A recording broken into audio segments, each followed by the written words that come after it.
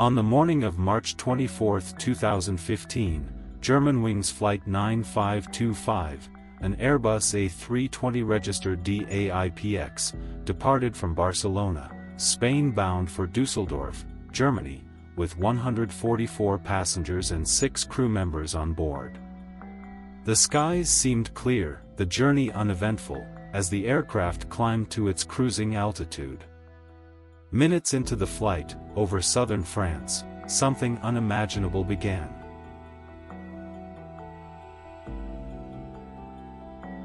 Shortly after reaching cruise, the plane began a rapid descent without command or warning. Air traffic control attempted to communicate. The cockpit voice recorder captured the sound of the captain leaving the cockpit for a break, and then the co-pilot locking the door. Alone, the co-pilot programmed the aircraft into a controlled dive toward a remote mountain slope in the French Alps. Within mere minutes, the doomed flight plunged into the massif of Trois Veches near Le Vernet, leaving no survivors. All 150 souls aboard perished. The remains were spread across a rugged alpine terrain, the largest piece of wreckage no larger than a car. The world watched and listened, stunned by how one normal morning flight became a catastrophe.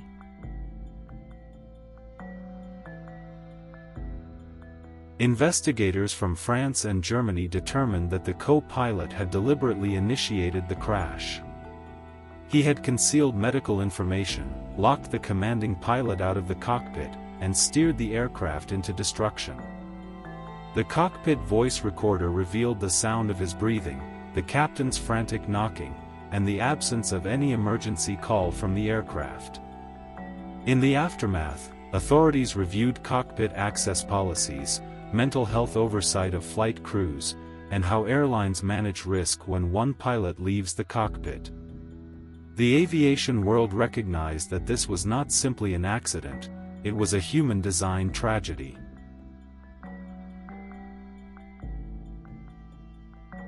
Among the passengers were teachers, students, infants, business travelers, families, and individuals vibrating with life. A group of 16 students and 2 teachers from Haltern am See in Germany was returning home after a school exchange. Their lives ended in silence on the French mountainside. Communities in Germany, Spain, and elsewhere watched their loved ones disappear into the incomprehensible. The memorials began, white roses, names on walls, flights cancelled out of grief, years spent waiting for answers. The loss was both personal and global.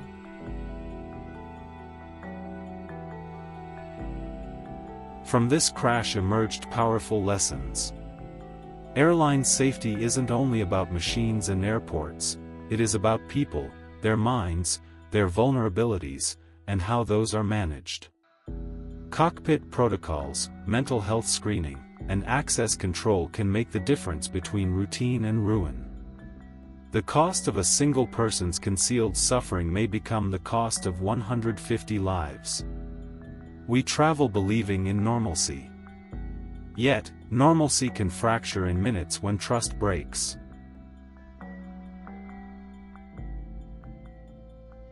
The wreckage in the Alps remains a silent grave.